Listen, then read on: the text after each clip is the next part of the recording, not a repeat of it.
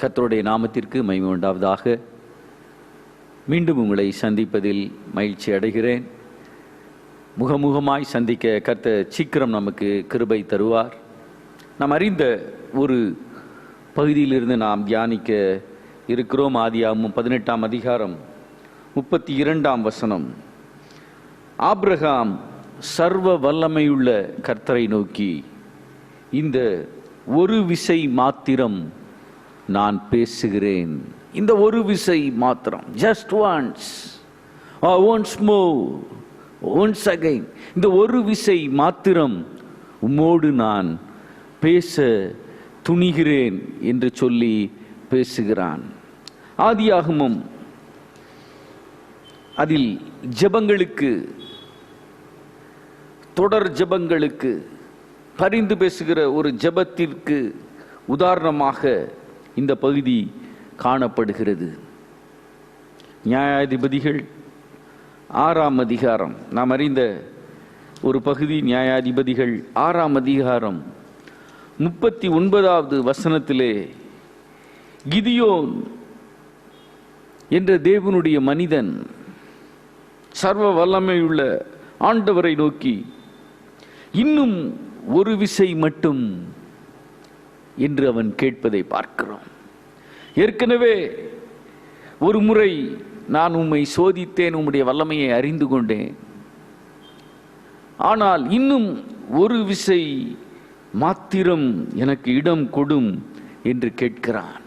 இந்த நாளிலும் இன்னும் ஒரு விசை மாத்திரம், just once or once more, once again, Lord remember me. Oh Lord, hear my prayer, see my situation and change all circumstances. எல்லா காரியங்களையும் மாற்றும் என்று இன்னும் ஒரு முறை நீர் என் தேசத்திற்காக இறங்க வேண்டும். இன்னும் ஒரு முறை என் குடும்பத்திற்காக இறங்க வேண்டும்.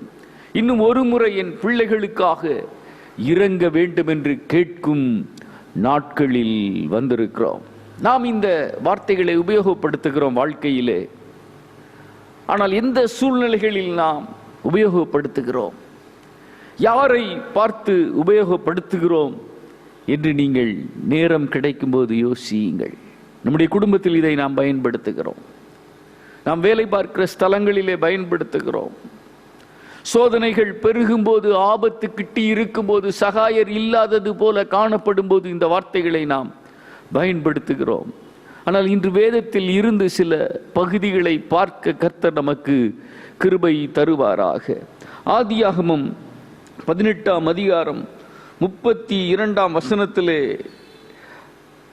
ஆண்டவனுக்கு முன்பாக நிற்கிற தேவதூதனானவர் என்று அழைக்கப்படுகிற சர்வ வல்லமையுள்ள ஆண்டவருக்கு முன்பாக நிற்கிற ஆபிரகாம் ஆண்டவரை நோக்கி கேட்கிறான். 22 முதல் 32 வசனங்கள் வரைக்கும் நீங்கள் வாசித்து பார்ப்பீர்கள் என்றால், ஆபிரகாமோ பின்னும் கர்த்தருக்கு முன்பாக நின்று கொண்டிருந்தான். சர்வ வல்லமையுள்ள இறைவனிடத்தில் தன்னுடைய பந்து ஜனங்களுக்காக, லோத்திற்காக அவர் நின்று கொண்டு இருப்பதைத்தான் நாம் இங்கே பார்க்கிறோம். அங்கே 22 முதல் 32 வசனங்களை நீங்கள் வாசித்து பார்ப்பீர்கள் என்றால், 50 நீதிமான்கள் இருந்தால் அந்த சோதோம் குமாராவை நீர் அழிக்க வேண்டாம். ஆண்டவர் சரி என்று சொல்லுகிறார். பின்பு அவன் சொல்லுகிறான், 45, 40, 30, 20, 10 நீதிமான்கள் இருந்தாலும் நீர் அழிப்பீரோ என்று அவன் கேட்கிறான். அதற்கு அவர், 10 நீதிமான்களின் நிமித்தம் அதை நான் அழிப்பதில்லை என்று அவர் சொல்லுகிறார். அந்த சோதோம் கொமோரா பட்டணத்திலே 10 நீதிமான்கள் கூட இல்லை. எப்படி நம்முடைய தான தர்மங்கள் பரலோகத்தை நோக்கி கடந்து செல்லுகின்றதோ, நம்முடைய அலைச்சல்கள் அவருடைய கண்ணீரில், நம் அலைச்சல்கள் அவர் கணக்கில் இருக்கிறதோ, பரிசுத்தவான்களுக்கும் தேவனுடைய ராஜ்யத்திற்கும் நாம் செய்வது அவருடைய கணக்கில் இருக்கிறது போலவே நம்முடைய பாவங்களும் சில வேளைகளிலே பரலோகத்தை எட்டுகிறது. அங்கே சோதோம் கொமோராவுடைய பாவங்கள் பரலோகத்தை நோக்கி கடந்து போனது. தேவன் அதை அழிக்கும்படிதான் இறங்கி வந்தார். ஆனால் அவருடைய இருதயத்தை ஆபிரகாம் அறிந்து விட்டான். தான் செய்ய போவதை ஆபிரகாமுக்கு மறைக்க கூடாது என்று ஆண்டவர் சொல்ல விரும்புகிறார். அவர் சொல்லுவதற்கு முன்னமேயே அவருடைய இருதயத்தை அறிந்த ஆபிரகாம் 50 நீதிமான்கள் நிமித்தம், 45 நீதிமான்களின் நிமித்தம், 40 நீதிமான்களின் நிமித்தம், 30, 20, 10 நீதிமான்கள் இருந்தால் நீர் தப்புவிப்பீரோ என்று அவன் கேட்கிறான். அவன் யாரை பார்த்து இந்த ஒரு விசை மாத்திரம் நான் பேசுகிறேன் என்று கேட்டான் என்றால், சர்வ வல்ல நியாயாதிபதியாகிய ஆண்டவரிடத்திலே. 27ஆம் வசனத்திலே சொல்லப்பட்டிருக்கிறது, உமது அடியேன் ஆண்டவரோட பேச துணிந்தேன். நீர் சிருஷ்டிகர், காரியங்களை மாற்றுகிறவர், காரியங்களை உருவாக்குகிறவர், காரியங்களிலே அற்புதத்தை செய்கிறவர். ஆனால் நான் ஒரு சாதாரண தூளும் சாம்பலுமான மனிதனாக இருக்கிறேன். உம்மோடே பேச துணிகிறேன் இந்த ஒரு விசை என்று அவன் கேட்கிறான். ஆபிரகாமோ பின்னும் கர்த்தருக்கு முன்பாக நின்று கொண்டிருந்தான். துன்மார்க்கனோடே நீதிமானை அழிப்பீரோ? ஆண்டவரை பார்த்து கேட்கிறான். துன்மார்க்கனோடே நீதிமானை அழிப்பீரோ? 50 நீதிமான்களின் நிமித்தம் அந்த பட்டணத்தை நீர் காப்பாற்ற மாட்டீரோ? ரட்சிக்க மாட்டீரோ? அடுத்து சொல்லுகிறான், நீதிமானையும் துன்மார்க்கனையும் சமமாய் நடப்பிப்பது உமக்கு தூரமாய் இருப்பதாக. ஒரு மண்ணோடை போல நாம் இருக்கிறோம். ஆனால் அந்த இடத்திலே ஆபிரகாம் அவன் மண்ணோடு என்று அறிந்திருந்தாலும், சாம்பலும் தூளும் என்று அவன் அறிந்திருந்தாலும், ஆண்டவரை நோக்கி, சர்வ வல்லமையுள்ள ஆண்டவரை நோக்கி, நீர் அழிப்பீரோ என்று கேட்கிறான். இன்று நாம் உலகத்தை பார்க்கிறோம், செய்தித்தாள்களை பார்க்கிறோம், மீடியாஸை பார்க்கிறோம். நீதிமான்கள் பூமியில் இல்லையா என்ற கேள்வி உங்களுக்கு இருக்கலாம். அநேக நீதிமான்கள் இந்த தேசத்தில் இருக்கிறார்கள். நாம் இருக்கிற இந்த தேசத்திலே இருக்கிறார்கள். நாம் இருக்கிற இந்த பட்டணத்திலே இருக்கிறார்கள். அநேக பரிசுத்தவான்கள் அலைச்சலோடே, கண்ணீரோடே, வேர்வையோடே, தியாகத்தோடே ஊழியம் செய்தபடியினால், ஆண்டவராகிய தேவன் தன்னுடைய ஜீவனையே கொடுத்தபடியினால், ரட்சிக்கிற அவருடைய கரத்தை அவர் ஏசாயா 59:1 நீட்டினபடியினால் அநேக நீதிமான்கள் நம்முடைய தேசத்திலே காணப்படுகிறார்கள். ஏன் உலகத்திலும் காணப்படுகிறார்கள். இந்த நாளிலும் இந்த வார்த்தையை கேட்கிற நாம் சர்வவல்லமுள்ள ஆண்டவருக்கு முன்பாக நாம் நின்று கொண்டிருக்கிறோம். சர்வலோக நியாயாதிபதி முன்பு நாம் நின்று கொண்டிருக்கிறோம். வெள்ளை சிங்காசனத்திலே வந்து ஒரு நாளிலே இந்த பூமியை நியாயம் தீர்க்கும் ஆண்டவருக்கு முன்பு கூட நாம் நின்று கொண்டு இருக்கிறோம். ஆனால் இந்த நாட்களிலே நாம் செய்ய வேண்டிய ஒரு காரியம், இந்த ஒரு விசை மாத்திரம் நீர் என் தேசத்திற்காக இறங்கும். இந்த ஒரு விசை மாத்திரம் என் பட்டணத்திற்காக இறங்கும். இந்த ஒரு விசை மாத்திரம் உம்முடைய நாமம் தரிப்பிக்கப்பட்ட ஜனங்களுக்காக நீர் இறங்கும் என்று கேட்க நாம் வந்திருக்கிறோம். லார்ட், ஒன்ஸ் அகைன், இன்னும் ஒரு முறை, எத்தனையோ முறை நீர் இறங்கி இருக்கிறீர். இந்த முறையும் எனக்காய், என் தேசத்திற்காய் நீர் இறங்க வேண்டும். நீர் அழிப்பீரோ? துன்மார்க்கனையும் நீதிமானையும் ஒரே விதமாய் நடத்துவது உமக்கு தூரமாய் இருப்பதாக. ஏன் துன்மார்க்கனையும் நீர் ரட்சித்து உம்மண்டையிலே இழுத்து கொள்ளுவீராக. இந்த ஜெபத்தோடே வர கர்த்தர் நமக்கு கிருபை தருவாராக. இந்த ஆபிரகாமை போல ஆண்டவரை அறிந்து, ஆண்டவருடைய இருதயத்தை அறிந்து, ஜனங்களை அறிந்து, ஜனங்களின் பாவங்களை அறிந்து, இறக்கப்பெற வேண்டிய ஜனங்களின் நிலைமையை அறிந்து, ஆண்டவரே நீர் இறங்குவீராக என்று கேட்போமாக. யோனா என்ற தீர்க்கன், வலதுகைக்கும் இடதுகைக்கும் வித்தியாசம் அறியாத ஜனங்கள் அழிந்தால் கூட பரவாயில்லை என்று இருந்தான். ஆனால் ஆண்டவர் அவர்களுக்கு இறங்கினார். அவர் இரக்கம், உருக்கம், மனதுருக்கம், நீடிய சாந்தம் உள்ளவராக இருந்து அந்த நினிவே ஜனத்தை ரட்சித்த ஆண்டவர் இந்த நாட்களிலும் எல்லா தேசங்களையும் ரட்சிக்க நம்முடைய ஜெபம் அவசியம். நீதிமான்களுடைய ஜெபம் அவசியம். நீதிமானுடைய ஜெபம் மிகுந்த பலன் உள்ளது என்று சொல்லப்பட்டிருக்கிறது. அது பலன் உள்ளது, அது பலன் உள்ளது, அது காரியங்களை மாறுதலாய் மாற்ற முடியும். The church will determine the destiny of the nation என்று சொல்லுவார்கள். தேசத்தின் தலைவிதியை கூட திருச்சபையின் ஜெபம் நிர்ணயிக்க முடியும் என்று சொல்லப்பட்டிருக்கிறது. இந்த வார்த்தைகளை கேட்கிற தேவனுடைய பிள்ளைகளே, ஆண்டவரே, இந்த ஒரு விசை என் குடும்பத்திற்காக இறங்கும். இந்த ஒரு விசை என் பிள்ளைகளுக்காக நீர் இறங்கும். இந்த ஒரு விசை என் திருச்சபைக்காக இறங்கும். திருச்சபைகள் திறக்கப்படுவதாக. இந்த ஒரு விசை என் தேசத்திற்காக இறங்குவீராக. இந்த வைரஸ் தாக்குதலில் இருந்து ஒரு விடுதலையை நீர் தந்தருள்வீராக.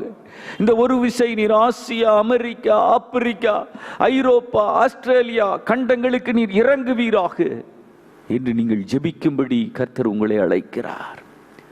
5 கண்ட ஜனங்களுக்காக 5 காயம் ஏற்றவர், சாபங்களை சிலுவையில் சுமந்தவர், பாவத்திற்கு பரிகாரமாக தன்னுடைய இரத்தத்தையே சிந்தினவர், இன்றும் அவர் கிரியை செய்கிறவராய் இருக்கிறார். ரட்சிக்க கூடாதபடி அவருடைய கரம் குறுகி போகவில்லை. உன் வார்த்தை, உன் ஜெபம், உன் இருதயத்தின் அந்தரங்க வேண்டுதலை கேட்க முடியாதபடி அவருடைய செவி மந்தமாகவில்லை. ஆண்டவரிடம் நீங்கள் கடந்து வாருங்கள், குடும்பமாய் வாருங்கள், தனித்து வாருங்கள். ஆண்டவரே, இந்த ஒரு விசை நீர் இறங்கும் என்று கேட்கிற வேளையிலே, இந்த ஒரு விசை நாங்கள் பேச துணிகிறோம். நாங்கள் பேசக்கூடாது, ஆனால் நாங்கள் பேச துணிகிறோம். இந்த ஆபிரகாமை போல பின்பும் கர்த்தருக்கு முன்பாக நிற்கிற மனிதர்களாக மாறும்படி கர்த்தர் உங்களுக்கு உதவி செய்வாராக. நீங்கள் ஜெபிக்கும் போது கர்த்தர் மாறுதல்களை ஏற்படுத்துவார், அற்புதங்களை செய்வார். இரண்டாவதாக, நியாயாதிபதிகளின் புஸ்தகம் 6ஆம் அதிகாரம், நியாயாதிபதிகளின் புத்தகம் 6ஆம் அதிகாரம் 39வது வசனத்திலே, கிதியோன் தேவனை நோக்கி, நான் இன்னும் ஒரு விசை மாத்திரம் பேசுகிறேன், உமது கோபம் என்மேல் மூளாதிருப்பதாக. உமது கோபம் என்மேல் மூளாதிருப்பதாக. இந்த ஆண்டவனை மனிதர்கள் பலவிதமாக நினைக்கிறார்கள். ஆண்டவர் அன்புள்ளவரா என்றால், ஆண்டவர் அன்புள்ளவர். Love is God. God is love. அன்பே வடிவமானவர் ஆண்டவர். ஆனால் ஒரு பக்கம் அவர் பட்சிக்கிற அக்கினியாக இருக்கிறார். இந்த கிதியோனுடைய உள்ளத்திலே அவனுடைய கையினால் இஸ்ரவேலுக்கு ரட்சிப்பை உண்டு பண்ணும் ஒரு வைராக்கியம் அவனுக்குள் இருந்தது. வல்லமை உள்ளவர்களுக்கு வல்லமையை கொடுக்கிற இந்த உலகத்திலே வைராக்கியம் உள்ளவர்களுக்கு ஆண்டவர் வல்லமையை, அழைப்பை கொடுக்கிறார். ஒரு மோசே தன்னுடைய ஜனங்களின் மேல் கரிசனை உள்ளவராக, கன்சர்ன் உள்ளவராக இருந்த வேளையிலே கர்த்தருடைய அழைப்பு அவருக்கு வந்தது. ஒரு சிமியோன் இஸ்ரவேலின் ரட்சிப்புக்காக காத்திருந்த வேளையிலே அந்த ரட்சிப்பை அவன் கண்டான். இங்கே நியாயாதிபதிகள் 6ஆம் அதிகாரத்திலே கிதியோன் என்பவன், அவனை பற்றி வேதத்திலே சொல்லப்பட்டிருக்கிறது, அவனுடைய உள்ளத்திலே வியாகுலம் இருந்தது, அவனுடைய உள்ளத்திலே கேள்விகள் இருந்தது. அவனுடைய உள்ளத்திலே 6ஆம் அதிகாரம் 13ஆம் வசனத்திலே, எங்கள் பிதாக்கள் எங்களுக்கு விவரித்து சொன்ன அவருடைய அற்புதங்கள் எங்கே? இன்னும் திருச்சபையிலே ஒரு கூட்டம் ஒரு லெதார்ஜிக்கலா ஏனோ தானோ என்று இருக்கும்போது, இன்னொரு கூட்டம் எங்கே ஆதி சபையிலே நடந்த அற்புதங்கள், எங்கே ஆபிரகாம், ஈசாக்கு, யாக்கோபிற்கு அற்புதங்களை செய்த தேவனுடைய வல்லமைகள் எங்கே என்று கேட்கிற ஒரு கூட்டம் இருக்கிறது. அந்த 2வது கூட்டத்தில் நீ இருந்தால் பாக்கியவான். ஒரு 1வது கூட்டத்தில் ஒரு சாப்பாட்டிற்காக, ஒரு இம்மை நன்மைக்காக வாழ்வாய் என்றால், இந்த கடைசி காலத்தில் இருக்கிறோம். இந்த கடைசி காலத்தில் தேவனுடைய ராஜ்யம் கட்டப்பட வேண்டும் என்ற வைராக்கியம், பாரம் உனக்குள்ளே இருக்கட்டும். ஆண்டவரே, ஆதி காலத்தில் எங்கள் பிதாக்கள் எங்களுக்கு விவரித்து சொன்ன உடைய அற்புதங்கள் எங்கே? எங்களை இந்த மீதியானியர் கையில் ஒப்பு கொடுத்தீரோ? எங்கள் தேசத்தை ஒரு சின்ன வைரஸ் உடைய கையில நீங்க ஒப்பு கொடுப்பீங்களாப்பா? எங்களுடைய தேசத்தை கர்த்தரை மதிக்காதவருடைய கரத்தில் நீர் ஒப்பு கொடுத்து விடுவீரா? தேவனுக்கு விரோதமான வல்லமையிடத்திலே நீர் ஒப்பு வித்து விடுவீரோ என்ற கேள்வியோடு இருக்கிற ஜனமே, கர்த்தர் உன்னை பார்த்து சொல்லுகிறார், நான் உன்னோடே இருக்கிறேன். கிதியோனே, நீ பராக்கிரமசாலி, கர்த்தர் உன்னுடனே இருக்கிறார். வேதத்திலே பலர் பராக்கிரமசாலிகளாக இருந்தார்கள். அவருடைய மறுபக்கத்தை பார்ப்பீர்கள் என்றால் கர்த்தர் அவனோடே இருந்தார். யோசேப்பு ஒரு பராக்கிரமசாலி, கர்த்தர் அவனோடே இருந்தார். தாவீது ஒரு பராக்கிரமசாலி, சென்ற இடங்களிலெல்லாம் வெற்றி பெற்றான், யுக்தியாய் நடந்தான், கர்த்தருடைய யுத்தங்களை அவன் நடத்தினான், கர்த்தர் அவனோடே இருந்தார். இங்கே கிதியோன் ஒரு பலவீனப்பட்டவனை போல அவனுடைய வாழ்க்கை துவங்கினாலும், கேள்வியோடு ஒரு வாழ்க்கை துவங்கினாலும், கர்த்தர் அவனோடு இருந்தபடியினால் அவன் பராக்கிரமசாலியாக இருந்தான். ஆனால் அவனுக்குள் கேள்வி இருந்தது. எங்கள் பிதாக்கள் எங்களுக்கு விவரித்து சொன்ன அற்புதம் எங்கே? இன்று இந்த வார்த்தையை கேட்கிற உனக்குள் அந்த வார்த்தை இருக்கும் என்றால் கர்த்தர் அந்த வார்த்தைக்கு பதில் கொடுப்பார். இன்னும் உன் வாழ்வை சற்று முன்னேற்றத்துடன் நடத்த அவர் கிருபை தருகிறவராக இருக்கிறார். 36ஆம் வசனத்திலே கிதியோன் தேவனை நோக்கி, தேவரீர் சொன்னபடி என் கையினாலே இஸ்ரவேலை ரட்சிக்க வேண்டுமானால், அவன் ஒரு அற்புதத்தை கேட்கிறான், ஒரு அடையாளத்தை கேட்கிறான். வேதத்தில் உன் தேவனாகிய கர்த்தரை பரீட்சை பாராதிருப்பாயாக என்று சொல்லப்பட்டிருக்கிறது. ஆனால் ஆண்டவர் சொல்றாரு, என்னை சோதித்து பாருங்கள், என்னை சோதித்து பாருங்கள். மல்கியாவிலே சொல்லப்பட்டிருக்கிறது, என்ன சில காரியங்களிலே நீங்க வஞ்சித்தீர்களே, ஆனால் என்னை நீங்கள் சோதித்து பாருங்கள். ஆண்டவரோடு வழக்காட நாம் மண்ணோடு, ஆனால் ஆண்டவர் சொல்லுகிறார், வழக்காடுவோம் வாருங்கள். உங்கள் பாவங்கள் இரத்தாம்பர சிவப்பாய் இருந்தாலும் உறைந்த பனியை போல வெண்மையாகும், பஞ்சை போல அது வெண்மையாகும். உன்னுடைய இருதயம் ஒரு திருக்குள்ள இருதயமாக இருக்கலாம். உன்னுடைய பாவங்கள் உன் வீட்டில் படுக்கை போட்டு இருக்கலாம். உன் பாவங்கள் உன் சமாதானத்தை திருடி இருக்கலாம். உன் பாவங்கள் உன்னையும் உன்னை படைத்த தேவனையும் விட்டு உன்னை தூரப்படுத்தி இருக்கலாம். ஆனால் ஆண்டவர் சொல்லுகிறார், வழக்காடுவோம் வாருங்கள். நீ ஆண்டவரிடத்திலே உன் பாவத்தை மறைக்காமல் அவைகளை அறிக்கையிட்டால் நீ மன்னிக்கப்பட்டு நீ நீதிமானாக மாற்றப்படுவாய். அங்கே அவன் இந்த காரியத்தில் சோதிக்கிறான். நீர் என்னோடே இருப்பீர் என்றால் ஒரு அற்புதத்தை செய்யும். அந்த வேளையிலே கர்த்தர் 37ஆம் வசனத்திலே ஒரு அற்புதத்தை செய்தார். நேரம் அனுமதியாதபடினால் நான் சொல்லுகிறேன், திரும்பவும் அவனை அவர் பக்கத்தில் வரும்போது, அவன் பக்கத்தில் ஆண்டவர் வரும்போது அவன் திரும்பவும் கேட்கிறான், இன்னும் ஒரு முறை நான் உம்முடைய அற்புதத்தை சோதிக்கிறேன் என்பதை போல இன்னும் ஒரு விசை நான் சோதனை பண்ணட்டும் என்று சொல்லி,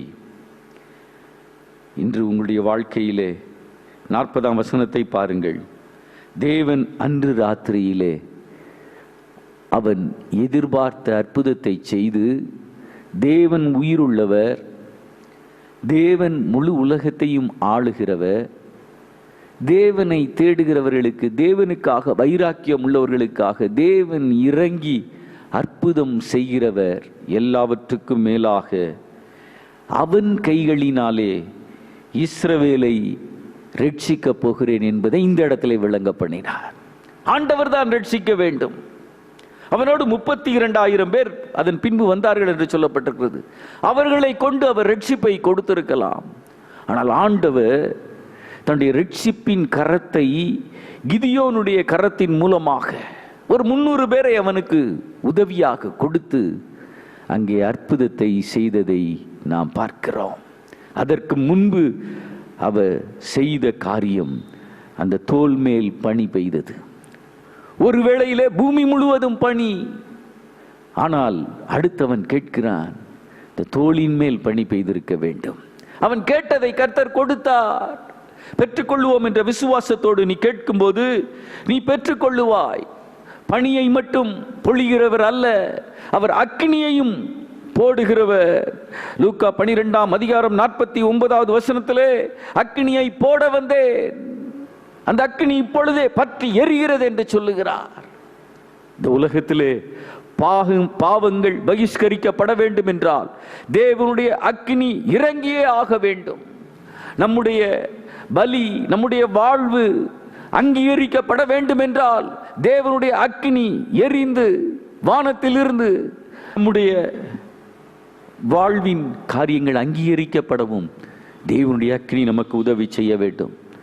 இந்த உலகத்தில் இன்னைக்கு இந்த வைரஸ்னால எவ்வளவோ பிரச்சனை. கர்த்தர் தன்னுடைய கையை நீட்டினால், தன்னுடைய விரலை நீட்டினால், தன்னுடைய அக்கினியை போட்டால் அவைகள் ஆரம்பித்த இடம் கூட தெரியாத அளவிற்கு கர்த்தர் மாறுதல்களை செய்ய முடியும். இன்று உங்களுடைய வாழ்க்கையில் எங்கள் பிதாக்கள் எங்களுக்கு விவரித்து சொன்ன அற்புதங்கள் எங்கே? ஏதோ ஒரு ஊழியரோடு மட்டும்தான் நீர் இருப்பீரா?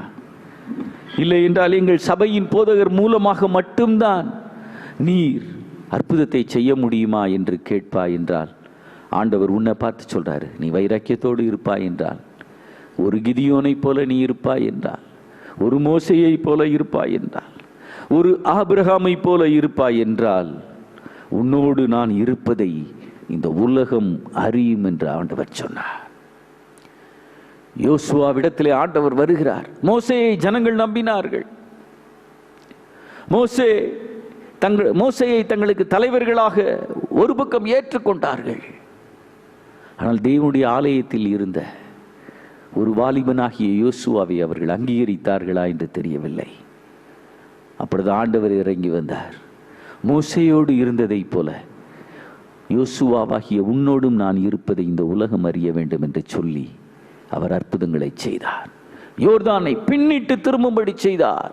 ஒரு யோசுவாவிற்காக இந்த நாளிலும் என் வார்த்தையை கேட்கிற தேவனுடைய பிள்ளையே, உன்னோடு தேவன் இருப்பதை இந்த உலகம் அறிய வேண்டும் என்று ஆண்டவர் விரும்புகிறார். தேவன் இருப்பதையும் உலகம் அறிய வேண்டும். உன்னோடு, திருச்சபையோடு, ஊழியர்களோடு, விசுவாச குடும்பங்களோடு தேவன் இருப்பதை இந்த காலத்திலே உலகம் அறிய செய்கிறவராக இருக்கிறார். கர்த்தருடைய நாமத்தை தரித்த ஜனங்கள் அதன் பலனை மறுதலியாமல், அதன் பலனை மறுதலியாமல், அதன் வல்லமையை மறுதலியாமல், அதன் நற்குணங்களை மறுதலியாமல் காரியங்களை செய்ய வேண்டும் என்று ஆண்டவர் விரும்புகிறார். ஆகவே என்னை கொண்டு உன்னோடு பேசுகிறார். ஒரு கிதியோனை போல இன்னும் ஒரு விசை, just once, Lord, once more, Lord, let me speak just one more, I will speak but once more என்று நீங்கள் கேட்க வேண்டும் என்று ஆண்டவர் விரும்புகிறார். நீங்கள் கேட்கும் போது ஆண்டவர் உத்தரவு அருளுகிறவராக இருக்கிறார். நியாயாதிபதிகள் 13ஆம் அதிகாரம் 8ஆம் வசனத்திலே மனோவா என்ற ஒரு பக்தனை பற்றி சொல்லப்பட்டிருக்கிறது. Manoah prayed to the Lord, oh my Lord, please let the man of God whom you send come to us again and teach us.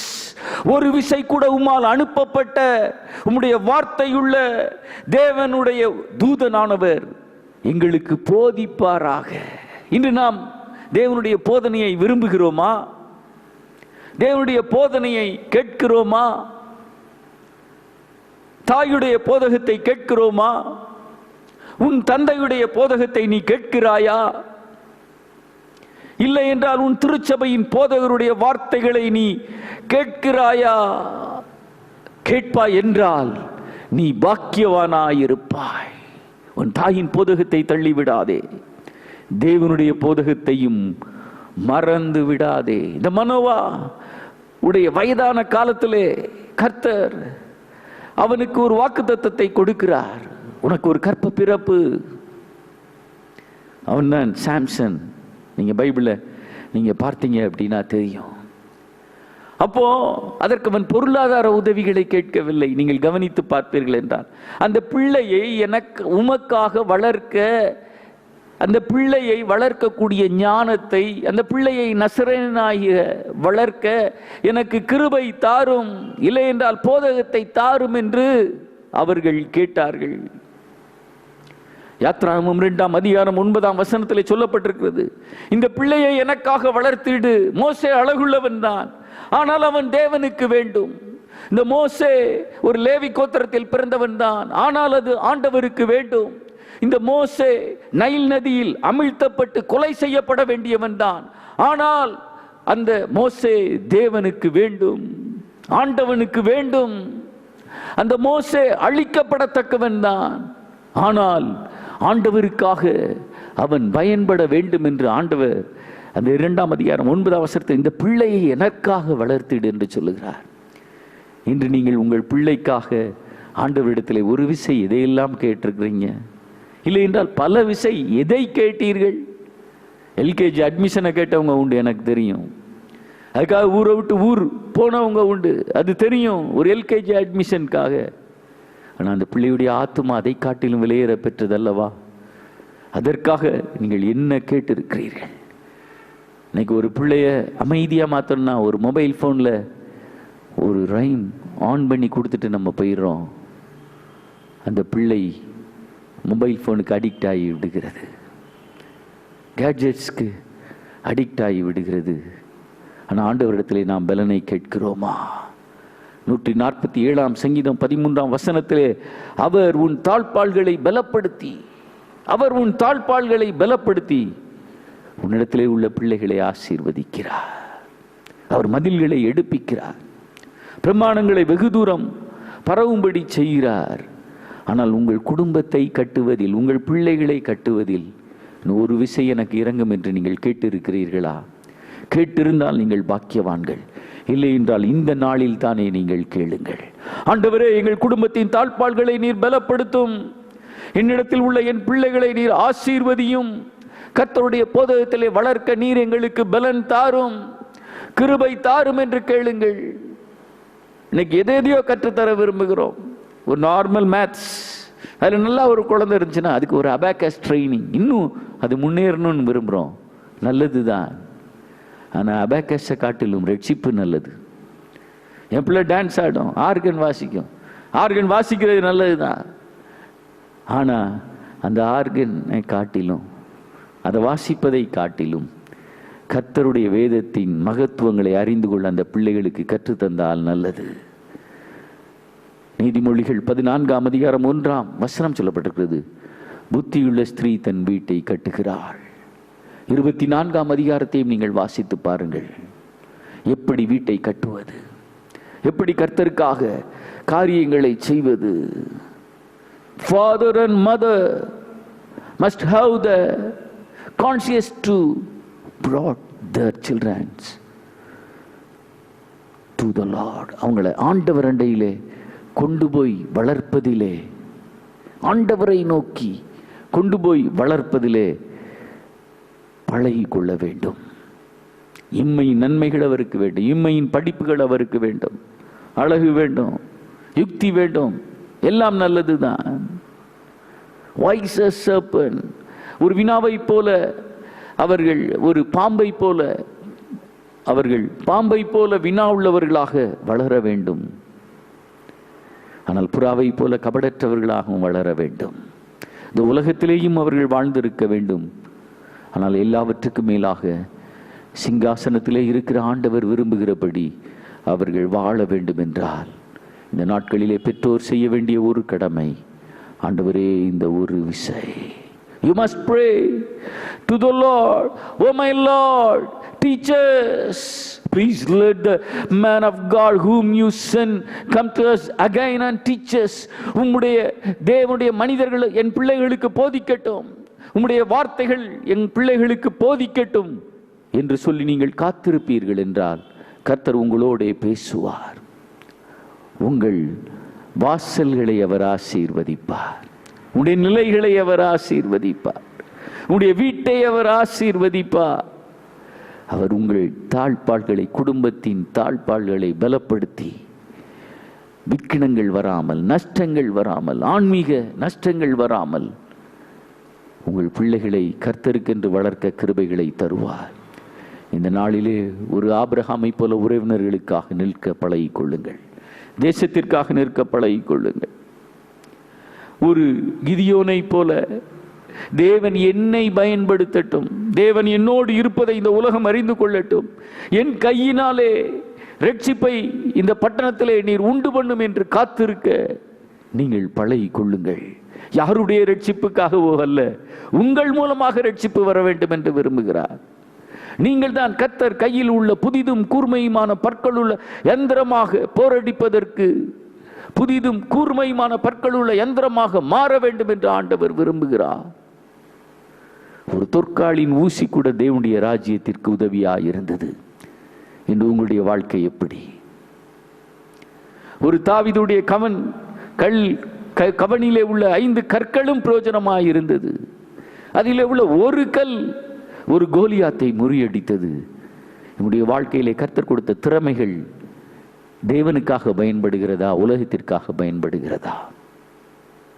தேவன் கொடுத்த பொருளாதார நன்மைகள் உலகத்திற்காக பயன்படுகிறதா, இல்லை என்றால் தேவனுடைய ராஜ்யத்திற்காக பயன்படுகிறதா? கர்த்தர் உனக்கு கொடுத்த கண்ணீர் உனக்காக பயன்படுகிறதா, சாதிப்பதற்காக உலகத்தில் எதையோ, இல்லை என்றால் தேவனுக்காக அது பயன்படுகிறதா? ஆத்துமாக்களை தாரும் என்று கேட்டு இருக்கிறாயா? எங்கள் இந்திய ஜனங்களை சந்தியும் என்று நீ கேட்டு இருக்கிறாயா? எல்லா வளங்களும் நிறைந்தது இந்த இந்திய தேசம், பாரத தேசம். ஆனால் இன்றும் 3 முறை உணவு உட்கொள்ளாதவர்கள் இருக்கிறார்கள் என்று சொல்லுகிறார்கள். யார் இந்த தேசத்திற்கு காவலாளி? நான் என் சகோதரனுக்கு காவலாளியா என்ற கேள்வியோடு இந்த வார்த்தையை நீ கேட்டுக்கொண்டு இருப்பாய் என்றால் கர்த்தர் உன் மனக்கண்களை திறப்பாராக, உனக்கு கிருபை தருவாராக. உனக்கு கிடைத்த இந்த நாளிலாகிலும் ஆண்டவரே இந்த ஒரு விசை இறங்கும் என்று கேட்க கிருபை தருவாராக. நியாயாதிபதிகள் 16ஆம் அதிகாரம் 28ஆம் வசனம்.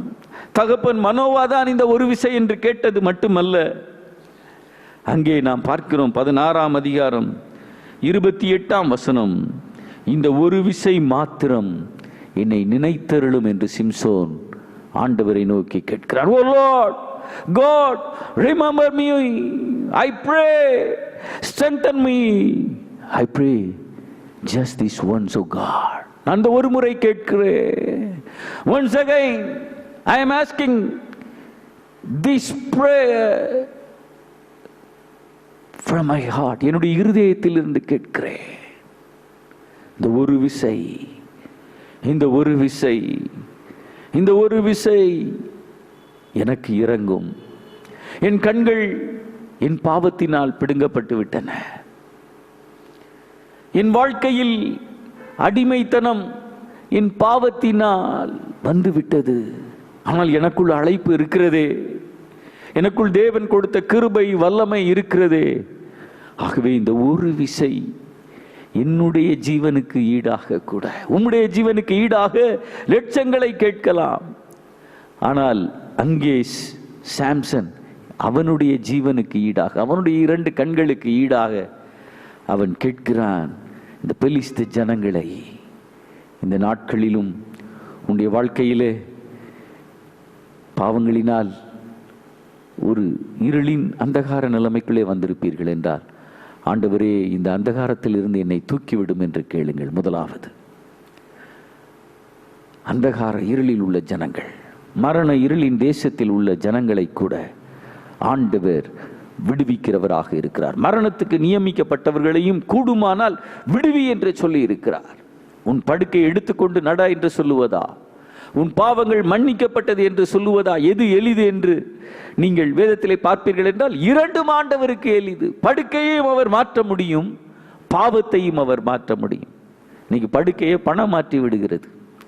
படுக்கையை வைத்தியர்கள், உண்மையான வைத்தியராக இருந்தால் படுக்கையை மாற்றுறாங்க, இல்லைன்னா படுகொலிக்கு அனுப்பிடுறாங்க. ஆனால் ஆண்டவர் படுக்கையை மாற்றுவார், பாவத்தையும் அவர் நீக்குவார். இந்த வேளையில் கிதியோன் வந்ததை போல, ஆண்டவரே நீர் அந்த பெலிஸ்த ஜனங்களை ஒரு கிதியோனுடைய வாழ்க்கைக்காக கொடுத்தீரே, அதே போல எத்தனையோ பரிசுத்தவான்கள் எங்கள் தேசத்தில் ஊழியம் செய்திருக்கிறார்கள். எத்தனையோ பேருடைய அலைச்சல், எத்தனையோ பேருடைய கண்ணீர், எத்தனையோ பேருடைய தியாகம், ஏன் உமது ஜீவனுக்கு ஈடாகவும் நீர் ஜனங்களை தாரும் என்று கேளுங்கள். அங்கே சிம்சோன் கண்கள் தெரியாத நிலையிலும் இந்த ஒரு விசை எனக்கு இறங்கும் என்று கேட்டான். அவன் செயின்ட், அவன் கட்டப்பட்டு இருக்கிறான். அவைகளின் நடுவேயும் ஜனங்களை தாரும் என்று கேட்கிறான். அப்போஸ்தலனாகிய பவுல் தன் சொந்த ஜனங்களை கர்த்தரிடத்தில் கேட்டான். அவன் கட்டப்பட்டவனாக இருக்கும் போதும் மற்றவர்களை பார்த்து சொல்லுகிறான், இந்த கட்டுதல் நீங்குதலாக மற்ற எல்லா நிலைமையிலும் என்னை போல ஒரு பாவமற்றவனாக, ஒரு தரிசனம் உள்ளவனாக, ஒரு இரட்சிப்பை பெற்றவனாக மாற வேண்டும் என்று அவன் விரும்பினான். நீங்கள் மாறுகிறீர்களா? நீங்கள் கேட்கிறீர்களா? ஆத்துமாக்களை கேட்கிறீர்களா? ஆத்துமாக்களை ஆதாயம் பண்ணுகிறவன் ஞானம் உள்ளவன் என்று சொல்லப்பட்டிருக்கிறது. அவன் அந்த இரண்டு தூண்களுக்கு நடுவே நின்று, அங்கே சொல்லப்பட்டிருக்கிறது, அந்த தூண்களை அவன் பலமாய் சாய்த்தான். அவனால் அவன் ஜீவன் இருக்கும்போது, பலன் இருக்கும்போது அவன் பெற்ற அநேகருடைய ஜீவனை பார்க்கிலும் அவன் மரித்த வேளையிலே அநேக ஜீவனை அவன் பெற்றுக்கொண்டான். அதை நீங்க அந்த இடத்துல பார்க்க முடியும். நான் விவரித்து சொல்லவில்லை. இன்னைக்கு உலகத்துல பல காரியங்கள் பில்லர்ஸ போல இருக்கு. உலக ஞானம், தவறான அரசியல், மனிதர்களுக்கு உதவி செய்யாமல் பணத்திற்கு வாழுகிற அரசியல்கள் முழு உலகத்திலும்,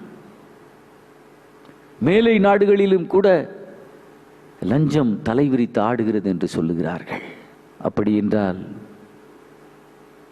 பாவம், பாரம்பரியம், பல காரியங்கள் இந்த உலகத்தை தாங்கி நிற்பதை போல இருக்கிறது.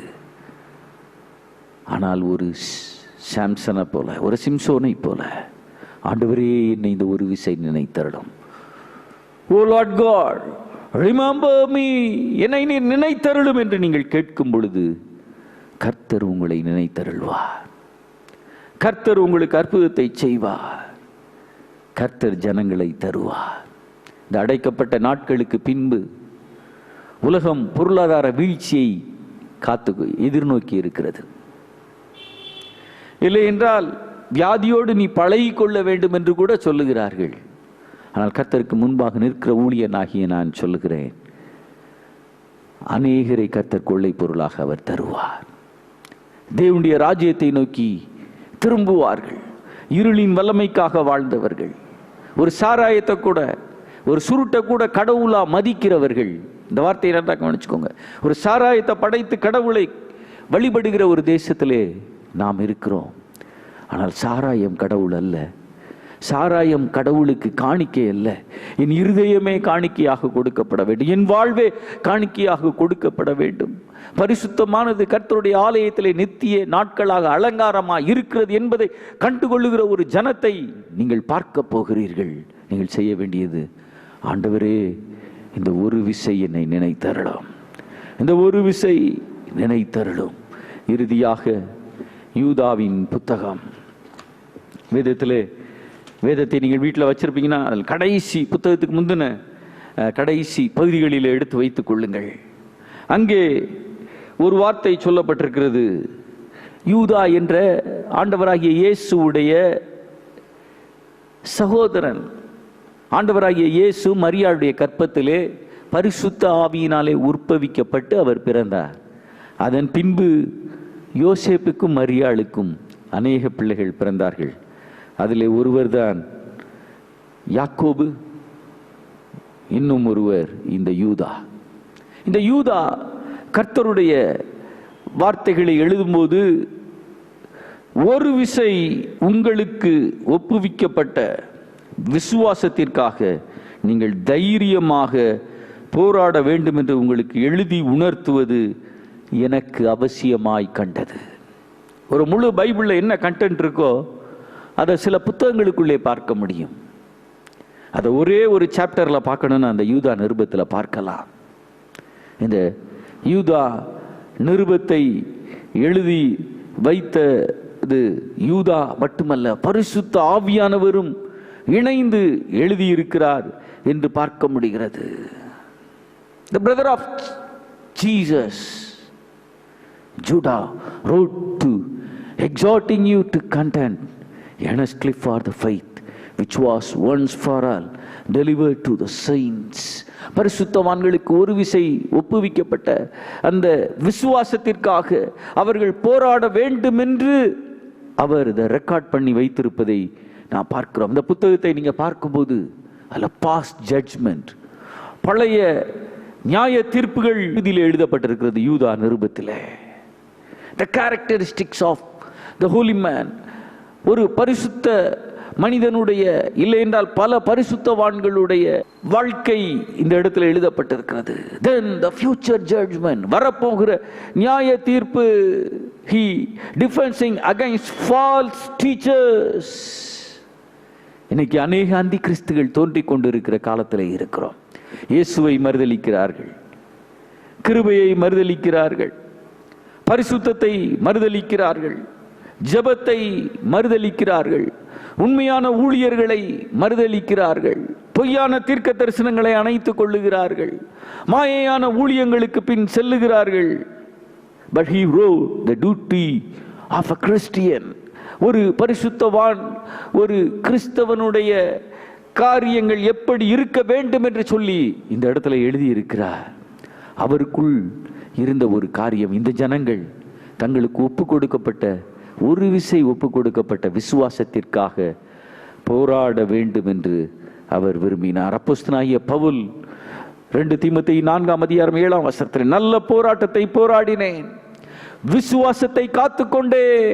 எனக்கு ஒரு விசை ஒப்பு கொடுக்கப்பட்ட விசுவாசத்தை நான் காத்துக்கொண்டேன், ஆகவே நீதியின் கிரீடம் எனக்காக வைக்கப்பட்டிருக்கிறது. அவருடைய வாழ்க்கையிலே ஆசீர்வாதங்கள் வந்தது. அவரை சில இடத்துல ஆண்டவனாக பார்த்தார்கள். நீங்க தான் ஆண்டவன் என்று சொல்லி ஏற்றுக்கொள்ளும் அளவிற்கு காரியங்கள் இருந்தது.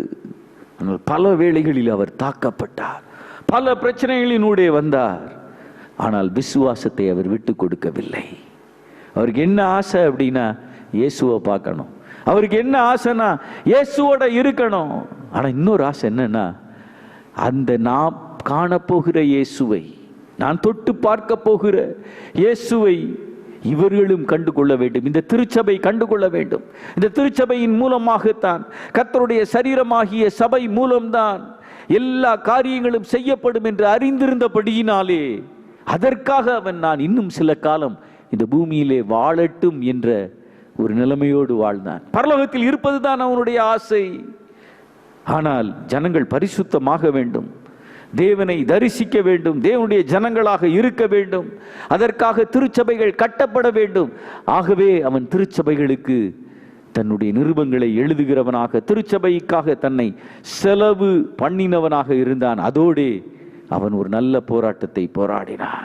I have fought the good fight, நான் நல்ல போராட்டத்தை போராடினேன் என்றவன் சொன்னான். I have finished the race, என் ஓட்டத்தை நான் முடித்தேன். I have kept the faith, நான் என் விசுவாசத்தை பாதுகாத்துக் கொண்டேன். இன்று கிறிஸ்தவர்கள் எவ்விதம் இருக்கிறீர்கள்? என் வார்த்தையை கேட்கிற நபர்களே, ஆசீர்வாதங்கள் வரும்போது ஆண்டவரை நாம் மறுதலிப்பது இல்லை. பலர் அதிலும் மறுதலிக்கிறவர்கள் உண்டு. நன்மையான காரியங்கள் வரும்போது நாம் விசுவாசத்தை மறுதலிப்பதில்லை, ஆண்டவர் ஆசீர்வதிக்கிறார் என்று சொல்லுகிறோம். ஆனால் ஒரு இருளின் பள்ளத்தாக்கு, ஒரு போராட்டத்தின் களம், இல்லை என்றால் ஒரு போராட்டத்தின் காலம் வரும்போது சில வேளைகளிலே நாம் மறுதலித்து விடுகிறோம். எல்லா நிலைமையிலேயும் நீங்கள் ஆண்டவரை மறுதலியாமல் இருக்கிறீர்களா? ஒரு விசை ஒப்புவிக்கப்பட்ட விசுவாசத்திற்காக, ரட்சிப்பிற்காக, இயேசுவே ஆண்டவர் என்பதை அறிந்து கொண்ட அந்த வெளிச்சத்திலே நடப்பதற்காக, அந்த வெளிச்சத்தை மற்றவர்களுக்கு பறைசாற்றுவதற்காக அந்த விசுவாசத்தை நீங்கள் பாதுகாத்துக் கொண்டீர்களா? ஒரு முறை ஒரு சம்பவம், 4 நேரி என்று தமிழ்நாட்டிலே ஒரு பகுதி இருக்கிறது. அந்த இடத்துல ஒரு மெஜிஷியன், ஒரு மந்திரவாதி, அநேக அற்புதங்களை செய்யக்கூடியவர் மந்திரவாதத்தால். அவர் ஒரு கிறிஸ்தவர் அல்ல, ஆனால் மற்ற சில ஆவிகளின் மூலமாக செய்கிறவர். அவர் ஒரு நாளிலே ஒருவர் பிரசங்கம் பண்ணும்போது கவனித்துக் கொண்டிருந்தார். ஒரு கிறிஸ்தவர் பிரசங்கம் பண்ணும்போது அந்த பிரசங்கம் அவரை தொட்டது. அவருடைய இருதயத்தை தொடவில்லை, அவருடைய அறிவை தொட்டது. அவர் பார்த்தார், ஆனால் இன்று இத்தனை ஜனங்களுக்கு முன்பாக நான் அவரை சந்திக்க வேண்டாம் என்று சொல்லி ஆனால் அவரை சந்திக்க வேண்டும் என்று விரும்பினார். ஒரு நாள் ஒரு ரயில்வே ஸ்டேஷனில் அந்த மெஜிஷியன் இறங்கும்போது அந்த ஊழியர், கிறிஸ்தவ ஊழியரும் இறங்கினார். அந்த கிறிஸ்தவ ஊழியர்கிட்ட போய் சொல்லியிருக்கார், நீங்கள் நல்லா பேசுகிறீங்க, இயேசு தான் ஆண்டவர் நீங்கள் சொல்கிறீங்க, குட், அதனால்தான் ரட்சிப்பு, அதை நான் அறிந்து கொண்டேன். ஆனால் உலகம் உங்களுக்கும் பின் செல்லவில்லை, என்னையும் முழுமையாக பின் செல்லவில்லை. ஆனால் நாம் ஒன்று செய்வோம், நாம் 2 பேரும் இணைந்து இந்த பகுதியிலே ஊழியம் செய்வோம். நீங்கள் பிரசங்கம் பண்ணுங்க, இயேசுதான் ஆண்டவர்னு சொல்லுங்க, நான் பின்னாடி இருந்து சில சித்து வேலைகளை செய்கிறேன். உலகம் நம்மை 2 பேரையும் அது அணைத்து கொள்ளும், நம் பின் வரும் என்று சொல்லி இருக்கிறார். அப்பொழுது அந்த வேஷ்டி கட்டின ஒரு சாதாரண ஊழியர், மதுரையில் நரிமேடு என்ற இடத்துல ஊழியம் செய்த ரெவரண்ட் எஸ். ஸ்டீஃபன் அவர்கள் தான் அவர் சொல்லியிருக்கிறார், நோ பிரதர், நான் அதை செய்ய விரும்பவில்லை. நான் இயேசுவுக்காக பிரசங்கிப்பதற்கு மட்டுமல்ல, பாடுபடவும் என்னை ஒப்பு கொடுத்திருக்கிறேன். உலகம் என்னை கண்டிப்பாய் அங்கீகரிக்க வேண்டும் என்று அல்ல, ஆனால் கர்த்தர் என்னை அங்கீகரிக்க வேண்டும் என்று சொல்லி அவனை விட்டு கடந்து சென்றார். அவன் செய்த காரியம், அவருக்கே விரோதமான பில்லி சூனியங்களை அவன் செய்தான். பின்பு நடந்த காரியம் என்ன தெரியுமா? அந்த ஊர் மக்களாலேயே அவனுக்கு அழிவு வந்தது. எந்த ஊரிலே அவன் அநேகருக்கு நஷ்டங்களை உண்டு பண்ணினானோ, ஆவிகளின் உதவியினால், இருளின் வல்லமையினால் அற்புதங்களை செய்தானோ, மனிதருடைய சமாதானத்தை கெடுத்தானோ, அவர்களே அவனை கெடுத்தார்கள், அழித்தார்கள். ஆனால் அந்த ரெவரண்ட் எஸ். ஸ்டீஃபன் என்ற ஊழியர் அநேக ஆண்டுகள் மதுரையில் அவர் ஊழியம் செய்தார். இந்த வார்த்தைகளை கேட்கிற உங்களை பார்த்து சொல்கிறேன், அந்த ஊழியருடைய வாழ்வை நான் கவனிச்சிருக்கிறேன். எல்லா நாளும் அவருடைய படுக்கை ஒரு ரோஜா படுக்கையாக அல்ல, முட்களின் பாதை, கற்களின் பாதை, கற்களை மக்கள் எரிகிற பாதை. அவருடைய ஜெபத்திற்காக வந்தார்கள், ஆனால் அவருடைய குடும்பத்தை வெறுத்தார்கள். அவைகளுக்கு நடுவேயும் அவர் இறுதி வரை சாட்சியாக இருந்தார். அவருக்கு கொடுத்த விசுவாசத்தை பாதுகாத்து கொண்டார். டிஜிஎஸ் தினகரன் அவர்களை எடுத்துக் கொள்ளுங்கள், தனக்கு கொடுத்தப்பட்ட விசுவாசத்தை கடைசி வரை அவர் பாதுகாத்து கொண்டார். இன்னும் எத்தனையோ ஊழியர்களை, சரள் நவரோஜ், இன்னும் எத்தனையோ ஊழியர்களை சொல்லலாம். அவர்கள் எல்லாம் தங்களுக்கு கொடுக்கப்பட்ட விசுவாசத்தை காத்து கொண்டார்கள். Oral Roberts, Billy Graham, D L. Osborn, Morris Cerullo போன்றவருடைய வாழ்வை எல்லாம் நீங்கள் கவனித்து பார்ப்பீர்கள் என்றால் எல்லா நாட்களும் அவர்களுக்கு ரோஜா படுக்கை அல்ல, ஆனால் தங்கள் விசுவாசத்தை அவர்கள் காத்து கொண்டார்கள். ஒரு விசை அவர்களுக்கு ஒப்பு கொடுக்கப்பட்ட விசுவாசத்திற்காக. இன்று நீங்கள் அறிந்திருக்கிறீர்களா இல்லையா என்று தெரியவில்லை, மக்களை இழுத்து கொள்ளும்படி சிலர் ஊழியம் செய்கிறார்கள். தவறான பக்கம் ஒரு குறிப்பிட்ட காரியத்தின் மேல் டார்ச் அடித்து அதன் பக்கம் ஜனங்களை இழுத்துக் கொள்ளுகிறார்கள். அந்த ஒரு ஊழியர் சொன்னார், மெர்மைட் ஸ்பிரிட், அதாவது கடல் கண்ணி என்ற ஒரு ஆவியின் மூலமாக ஜனங்களை வஞ்சிக்கிற அநேக ஊழியர்கள் தமிழ்நாடு, பெங்களூர்ல கூட இருக்கிறாங்க அப்படின்னு சொல்லி ஆதாரத்தோடு அவர் பேசினார். இன்னைக்கு அதற்கு பின் செல்லுகிற ஜனங்கள் இருக்கிறார்கள். தீர்க்க தரிசனம் உண்மை, ஆனால் உண்மையான தீர்க்க தரிசனம் தீர்க்க தரிசிகள் மூலமாக வரும், அது நிறைவேறும். அது ரொம்ப அழகான டோன்ல வரும்னு சொல்ல முடியாது. அது எப்பவுமே உங்களுக்கு சோப் போடும் அப்படின்னு சொல்ல முடியாது. அது உங்களை எச்சரிக்கும், ஆனால் அது உங்களை கட்டுவிக்கும். வேதம் உங்களோடு பேசும். வேதம் ஒரு தீர்க்க தரிசனம். Where there is no vision, the people will perish. தமிழிலே தீர்க்க தரிசனம் இல்லாத இடம் என்று சொல்லப்பட்டிருக்கிறது. வேதத்திலே தரிசனம் இல்லாத இடம் என்றுதான் அது பொருள். அந்த தரிசனம் உள்ளவனுக்கு தீர்க்க தரிசனம் இருக்கும். இன்று வேதம் உங்களோடு பேசுகிறதா? உங்கள் திருச்சபையின் ஊழியர் பேசும் வார்த்தை உங்களோடு பேசுகிறதா? இப்பொழுது நான் கேட்கிறேன், இந்த ஒரு விசை எனக்கு இறங்கும், உம்மோடு பேசுகிறேன், இந்த வார்த்தை உன்னோடு பேசுகிறதா? இல்லை என்றால் நான் அறிந்த பகுதி தானே என்று அதை விட்டுட்டு நீ போறியா? கர்த்தர் என்னை கொண்டு உன்னோடு பேசுகிறா. Abraham asked the Lord or pleaded, "Oh Lord, I will speak once more again." நான் உம்மோடு ஒரு முறை கூட நான் பேச விரும்புகிறேன். Just once, இந்த ஒரு முறை நான் பேச விரும்புகிறேன். Once again, இன்னும் ஒரு முறை நான் பேச விரும்புகிறேன். Let me speak just once more. உம்மோடு இந்த வேளையிலே பேச வேண்டும் என்று கிதியோன் கேட்டதை போல நீங்கள் கேட்கிறீர்களா? ஆபிரகாம் கேட்டதை போல கேட்கிறீர்களா? உங்கள் பிள்ளைகள் மனம் போன போக்கிலே போக விரும்பும் போது ஒரு மனோவாவை போல அந்த குழந்தையை வளர்க்க எங்களுக்கு கற்றுத்தாரும் என்று கேட்கிறீர்களா? தேவனை நோக்கி வளர்க்க, இந்த பிள்ளை எனக்காக வளர்த்திடு, நான் உனக்கு சம்பளம் தருகிறேன் என்று ஆண்டவரை பார்த்து வளர்க்க ஆண்டவரிடத்தில் கிருபையை கேட்கிறீர்களா? புத்தியுள்ள ஸ்திரீ தன் வீட்டை கட்டுகிறாள். புத்தியுள்ள தகப்பன் தன் குடும்பத்திற்கு ஆசாரியனாக, பிரதான ஆசாரியனாக இருக்கிறான். தன் பிள்ளைக்கும் ஆண்டவனுக்கு முன்பு நடுவே நிற்கிறவனாக இருக்கிறான். நீங்கள் இருக்கிறீர்களா? ஒரு உண்மையுள்ள ஆசாரியர்கள் பலிபீடத்திற்கும் மண்டபத்துக்கும் நடுவே புலம்புகிறவர்களாக இருக்கிறார்கள். இன்று அப்படிப்பட்டவர்களை நீங்கள் பார்க்கிறீர்களா? வட இந்தியாவிலே உள்ள நிலைமையை எடுத்து பாருங்கள். தென்னிந்தியாவிலே உள்ள நிலைமையை எடுத்து பாருங்கள். உலகத்தில் ஆண்டவரை அறிவித்த நாடுகளை நீங்கள் இன்று எடுத்து பாருங்கள். அவர்களுக்காக ஜெபியுங்கள். நீங்கள் இன்று சில வேளைகளிலே நாம் சிலரை நியாயம் தீர்த்து விடுகிறோம். இவங்கெல்லாம் ஆலயத்தை தள்ளினாங்க சார், இந்த கண்ட்ரீஸ்லாம், குறிப்பிட்ட கண்ட்ரீஸ்லாம் ஆலயத்தை பூட்டினாங்க, அதனால இன்னைக்கு பாதிப்பு அப்படின்னு சொல்லி. ஆனால் ஒன்று தெரியுமா, அவங்க தான் ஒரு காலத்தில் மிஷினரிஸை அனுப்புனாங்க. இன்னைக்கு இந்தியாவுக்கு மட்டும் மிஷினரிஸ் வரல அப்படின்னா, இந்தியாவில் இந்த அளவு படிப்பளவு, லிட்ரஸி ரேட், இந்த அளவு வசதிகள், இந்த அளவு கல்ச்சரல் பெனிஃபிட்ஸ், நம்முடைய உடைகளிலே மாற்றங்கள், நம்முடைய குணாதிசயங்களில் மாற்றங்கள் வந்திருக்காது. அவைகளை அவர்கள் அனுப்பினார்கள் அல்லவா? கல்வியை நமக்கு கொடுத்தார்கள் அல்லவா? தமிழில் சொல்லுவாங்க, கல்வி கொடுத்தவன் இறைவனுக்கு சமம் அப்படின்னு.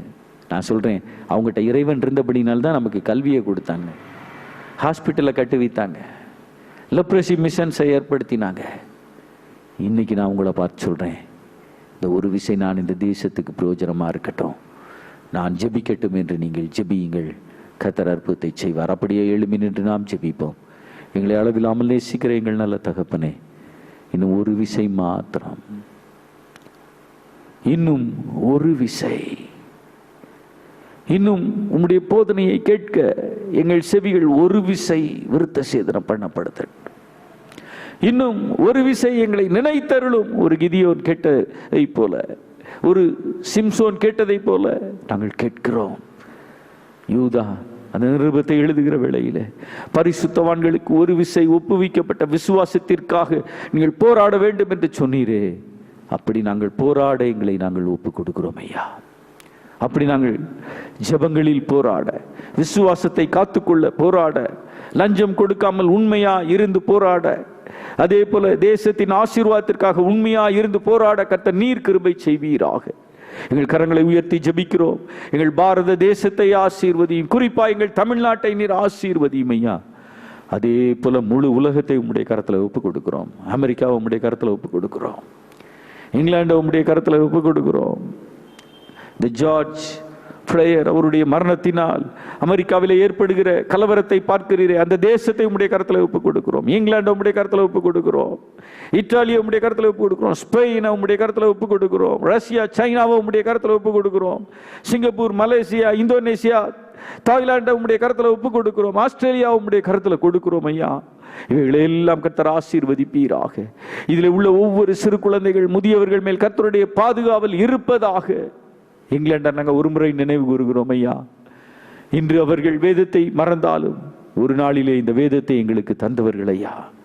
இந்த வேதத்தை தந்தவர்கள் மட்டுமல்ல, நல்ல கல்வியை அவர்கள் எங்களுக்கு தந்தார்கள், நல்ல மருத்துவ வசதிகளை அவர்கள் தந்தார்கள். உலகத்தில் எத்தனையோ நாடுகளில் இருந்து எங்கள் தேசத்தை நேசித்து எங்கள் தேசத்திற்காக வந்து தங்கள் ஜீவனை கொடுத்தார்கள். ஆஸ்திரேலியாவிலிருந்து கூட டாக்டர் ஸ்டெயின்ஸ் தன்னுடைய முழு குடும்பத்தோடு வந்து தான் தன்னுடைய பிள்ளைகளோடு இந்த இடத்துல மரித்தார் ஐயா.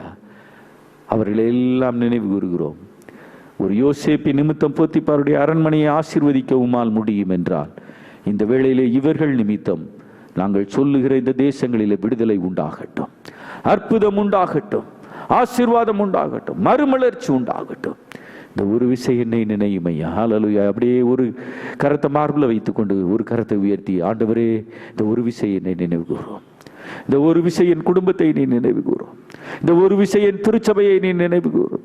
இந்த ஒரு விசை நீர் என் போதகரை நினைவு கூறும். இந்த ஒரு விசை இந்த மதுரையை நீ நினைவு கூறும். இந்த ஒரு விசை எங்கள் தமிழ்நாடை நீ நினைவு கூறும். இந்த ஒரு விசை எங்கள் இந்தியாவை நீ நினைவு கூறும். இந்த ஒரு விசை எங்களுக்கு வேதத்தை, உலக ஆசீர்வாதங்களை கொடுத்த மேல் நாடுகளை நீர் நினைத்தருளும்.